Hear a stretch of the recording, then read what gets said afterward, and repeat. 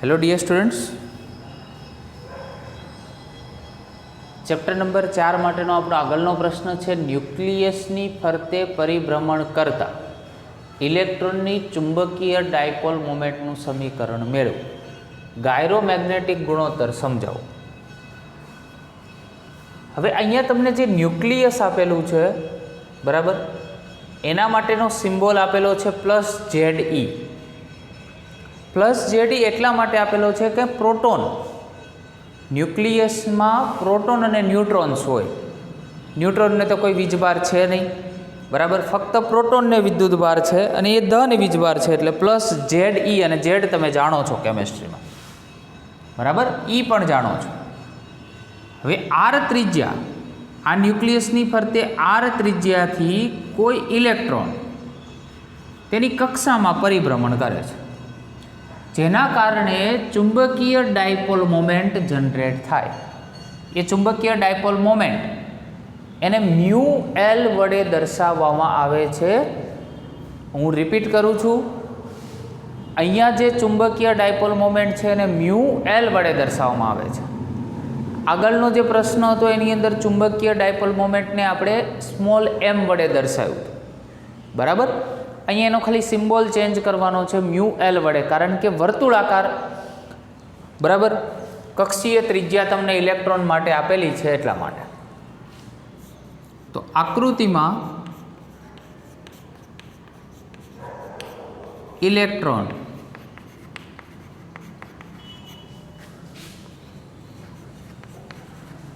न्यूक्लियसनी आसपास परिभ्रमण करे छे। न्यूक्लियसनी आसपास इलेक्ट्रॉन शुं करे छे? परिभ्रमण करे छे। इलेक्ट्रॉन पर विद्युत भार होवाथी, इलेक्ट्रॉन पर ऋण वीजभार होय तेना लीधे विद्युत प्रवाह कैपिटल I उत्पन्न थाय छे बराबर। अने इलेक्ट्रॉननी कक्षीय त्रिज्या केटली छे? R जेटली। इलेक्ट्रॉननी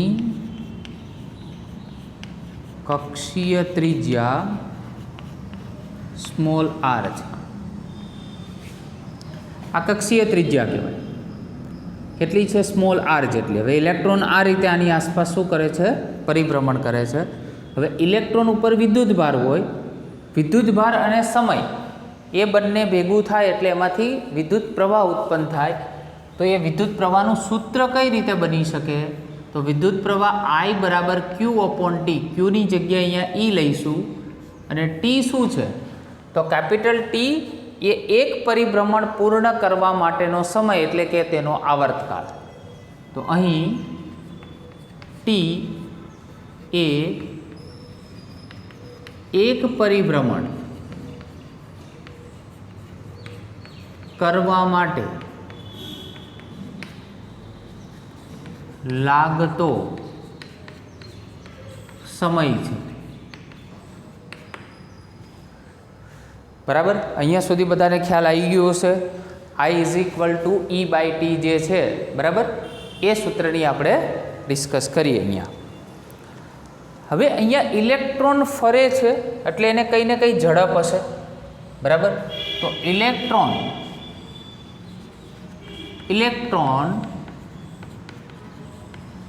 नी झड़प बराबर पथ लंबाई छेदमां समय। पथ लंबाई तो केवी छे? एनी वर्तुळाकार एटले परिघ एटले 2πr अने छेदमां समयगाळो, एक परिभ्रमण पूर्ण करवा माटे लागतो समय एटले कैपिटल T। कैपिटल T ने आमांथी सब्जेक्ट बनावीए, कर्ता बनावीए तो 2πr/v। आ समीकरण नंबर पहलू, आ समीकरण नंबर बीजू। બરાબર. સમીકરણ 2 ની કિંમત સમીકરણ 1 માં મૂકતા સમીકરણ 2 ની કિંમત સમીકરણ 1 માં મૂકતા બરાબર. ચલો મૂકીએ તો I is equal to E 2πr છેદમાં v. વી જતું રહે, છેદનો છેદ અંશમાં જાય એટલે EV અને ડિવાઈડ બાય 2πr. ઓકે, આને નંબર આપીએ 3. આપણે જોઈએ છે ચુંબકીય ડાયપોલ મોમેન્ટ. તો ચુંબકીય ડાયપોલ મોમેન્ટ એને મ્યુ એલ વડે દર્શાવીએ છીએ. અહીંયા સૂત્ર હતું મે આયા. ઓકે, I ઇન્ટુ એ વધારે ચર્ચા કરવાની જરૂર નથી, આગળની થિયરીમાં બતાવેલું છે આપણે. બરાબર. આઈની જગ્યાએ EV ડિવાઈડ બાય શું થાય 2πr, અને આ વર્તુળ છે એટલે એનો પરિઘ હશે, સોરી વર્તુળ છે એનું ક્ષેત્રફળ πr². પાઈ કેન્સલ થઈ જશે, અહીંયાથી એક r પણ કેન્સલ થઈ જશે, માટે મ્યુ એલની કિંમત મળશે આપને EVR/2. બરાબર. હવે આ જ વસ્તુ છે બરાબર, એને આપણે આ જે સૂત્ર તમને આપેલું છે એમાં E2 માસ ઓફ ઇલેક્ટ્રોન એટલે ઇલેક્ટ્રોનના દળ વડે ભાગીએ છીએ અને ઇલેક્ટ્રોનના દળ વડે આને ગુણીએ છીએ. એટલે me વડે ગુણ્યું અને me વડે ભાગ્યું. કેમ આવું કર્યું? કારણ કે MVR એ આપણે 11 સાયન્સમાં ચેપ્ટર નંબર 7માં ભણ્યા હતા. બરાબર. MVRને આપણે કોણીય વેગમાન કહેતા હતા, યાદ કરો. અહીંયા હું સાઈડમાં તમને સૂત્ર બતાવું છું. કોણીય વેગમાન માટેનું સૂત્ર L ઇઝ ઇક્વલ ટુ હતું આપણી પાસે R ક્રોસ P. તો P is equal two MV. તો MVR ઇન્ટુ શું લખતા હતા? Sine theta. હવે R અને V એ બંને અહીંયા ઇલેક્ટ્રોન હોય તો ઇલેક્ટ્રોનનો વેગ હંમેશા એને સ્પર્શકની દિશામાં હોય, એટલે ખૂણો કેટલાનો બને? 90નો ખૂણો બને. આવી ચર્ચા આપણે ઘણીવાર કરેલી છે. બરાબર. તો 90નો ખૂણો બને છે એટલે સાઇન 90 એટલે 1 થાય, એટલે MVR એટલે કે Lનું મૂલ્ય MVR જેટલું થાય. તો MVRની જગ્યાએ L લખી શકાય, માટે mu L is equal to E divide by 2ME into શું લખાય? L. પણ અહીંયા આપણે ઋણ નિશાની લખીશું. કેમ ઋણ નિશાની લખીશું? એનું કારણ છે કે જે અહીંયા ઇલેક્ટ્રોન છે બરાબર, એની દિશા અને આ ચુંબકીય ડાયપોલ મોમેન્ટ છે એની દિશા એકબીજાથી વિરુદ્ધ છે, એટલા માટે. બરાબર. હવે આને જ મારે જો આ રીતે લખવું હોય તો લખી શકાય. એલને હું નીચે જવા દઉં, -E ડિવાઈડ બાય 2ME. બરાબર. આને સદિશ સ્વરૂપમાં લખી નાખીએ આપણે, માઇનસ નિશાની દર્શાવી છે એટલા માટે. બરાબર. અહીંયા પણ સદિશ કરી નાખીએ. બરાબર. તો ઋણ નિશાની દર્શાવે છે કે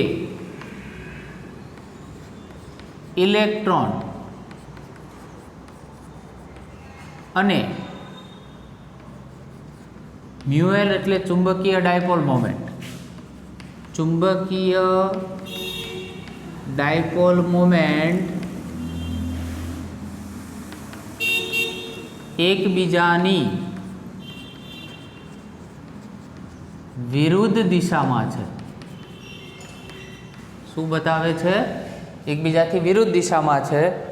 અને બીજો પ્રશ્ન હતો આપણે ગાયરોમેગ્નેટિક ગુણોત્તર. તો અહીંયા E ડિવાઈડ બાય 2ME છે એને ગાયરોમેગ્નેટિક ગુણોત્તર કહેવામાં આવે છે. તો Eની કિંમત તમે જાણો છો 1.6 × 10⁻19 ઘાત, અને 2 માસ ઓફ ઇલેક્ટ્રોન એટલે 9.1 × 10⁻31 ઘાત, આ કરશો એટલે 8.8 ગુણ્યા 10 ઘાત આનું કુલમ અને 2 me એટલે માસ એટલે દળ કિલોગ્રામમાં. તો આ જે મળે છે E ડિવાઇડ બાય 2 me એને ગાયરોમેગ્નેટિક ગુણોત્તર કહે છે. ગાયરોમેગ્નેટિક ગુણોત્તર કહે છે, જેનું મૂલ્ય MCQમાં પૂછાય. આ સૂત્ર પૂછાય તો E ડિવાઇડ બાય 2 me અને મૂલ્ય પૂછાય તો 8.8 ગુણ્યા 10 ઘાત કુલમ પ્રતિ કિલોગ્રામ. ક્લિયર?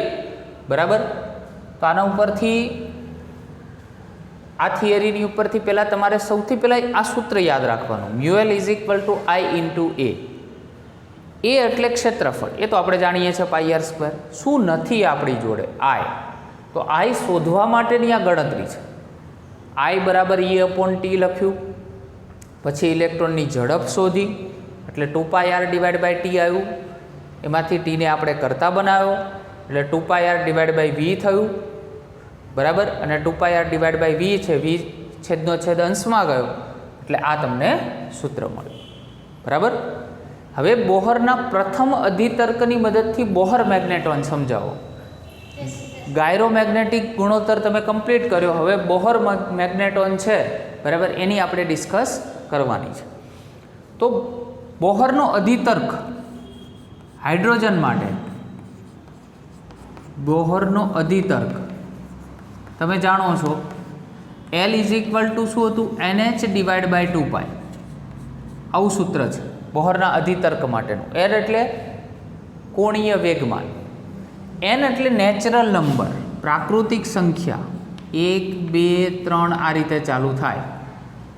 પરંતુ બોહરનો પ્રથમ અધિતર્ક આપણે સમજાવવો છે હાઇડ્રોજન પરમાણુથી સમજાવીએ. તો આપણે લખીએ હાઇડ્રોજન પરમાણુ માટે કક્ષીય ત્રિજ્યા આપણે 1 લઈએ છીએ એટલે n બરાબર શું લઈએ? 1. માટે L ની કિંમત થશે h/2π. ક્લિયર? ચલો, હવે જે આ કિંમત તમને મળે છે h/2π, એ આપણું જે સૂત્ર છે એ સૂત્રમાં ફક્ત મૂકવાની છે. બરાબર. અને ગણતરી કરવાની છે. તો μL નું સૂત્ર શું છે આપણી જોડે? તો આપણે મૂલ્યના સ્વરૂપમાં જ લખીશું. μL = E divide by 2 me × L સામે. L ની કિંમત આપણી જોડે છે h/2π. તો μL = E divide by 2 me અને h/2π. આ બધાની કિંમત આપણે જાણીએ છીએ. આ 1.6 ગુણ્યા 10 - 19 ઘાત, 6.625 ગુણ્યા 10 - 34 ઘાત, પ્લાન્કનો અચળાંક યાદ કરો 2, 9.1 ગુણ્યા 10 - 31 ઘાત, પછી 2 અને 3.14. ક્લિયર? આ જે વસ્તુ છે એની બધાની તમે જો ગણતરી કરશો તો 9.27 ગુણ્યા 10 - 24 ઘાત, અને આ છે ચુંબકીય ડાયપોલ મોમેન્ટ, એનો એકમ એમ્પિયર મીટર સ્ક્વેર હતો. બરાબર. એટલે 9.27 ગુણ્યા 10 - 24 ઘાત એમ્પિયર મીટર સ્ક્વેર, જેને ચુંબકીય સ્પિન ચુંબકીય ડાયપોલ મોમેન્ટ પણ કહે છે. બોહર મેગ્નેટ્રોન તો કહે જ છે ને, આ બોહર મેગ્નેટ્રોન આવી એની વેલ્યુ આવી. સ્પિન ચુંબકીય ડાયપોલ મોમેન્ટ યાદ રાખજો. આગળના પ્રશ્નને મર્જ કરું છું, જેને સ્પિન ચુંબકીય ડાયપોલ મોમેન્ટ પણ કહે છે. એટલે ઘણીવાર તમને બોહર મેગ્નેટ્રોન ના પૂછે સ્પિન ચુંબકીય ડાયપોલ મોમેન્ટની કિંમત કેટલી, તો 9.27 ગુણ્યા 10 - 24 ઘાત. બરાબર. ગાયરોમેગ્નેટિક ગુણોત્તરની કિંમત કેટલી, તો E ડિવાઇડ બાય 2 me એનું સૂત્ર, અને 8.8 ગુણ્યા 10 ઘાત તો હાઇલાઇટરથી આ બંને હાઇલાઇટ કરજો, MCQમાં પૂછાવાની પૂરેપૂરી પોસિબિલિટી છે. ઓકે, તો બંને કિંમત અને બંનેના સૂત્ર તમારે હાઇલાઇટ કરવાના થાય. હવે આમાં જે તમને કદાચ, આ તો આપણે હાઇડ્રોજન પરમાણુ લીધો, એની માટે કોઈ હિલિયમ લે, બેરેલિયમ લે, તો આવું જુદા જુદા પરમાણુ લે તો તમારે n બદલી નાખવાના થાય. તો આવા લોજિકો પછી ડિટેલમાં સમજાવવાના ના હોય, આપણે એટલું ખ્યાલ હોવો જોઈએ. 12th સાયન્સના સ્ટુડન્ટ તરીકે એટલો ખ્યાલ હોવો જોઈએ કે ધારો કે તમને હિલિયમ પૂછે છે, બરાબર, તો હિલિયમ માટે 2 આવે, n આપણે 2 લઈ લઈએ, તો અહીંયા 2 લઈએ તો 2 × થાય, તો એ સ્પિન ચુંબકીય ડાયપોલ મોમેન્ટ હિલિયમ માટે થોડી બદલાઈ જાય. ક્લિયર? પણ હાઇડ્રોજન માટે રેફરન્સ માટે આ ફિક્સ છે, યાદ રાખજો. હવે એક નવું સાધન કે જેનું નામ છે ગેલ્વેનોમીટર, જે આપણે ફિઝિક્સ લેબોરેટરીમાં યુઝ થાય છે, બરાબર. ફિઝિક્સ લેબની અંદર જી લખેલું સાધન હોય છે, વચ્ચે જી લખેલું હોય, બરાબર. તો એ સાધનને આપણે ગેલ્વેનોમીટર કહીએ છીએ. તો ગેલ્વેનોમીટર કોને કહેવાય અને તેના ઉપયોગો શું, બરાબર, તેના વિશેની આપણે ચર્ચા કરવાની છે. તો પહેલાં તો ગેલ્વેનોમીટર એક એવું સાધન છે કે જે વિદ્યુત પ્રવાહ અને વોલ્ટેજને માપે છે. વિદ્યુત પ્રવાહ અને વોલ્ટેજને માપે છે.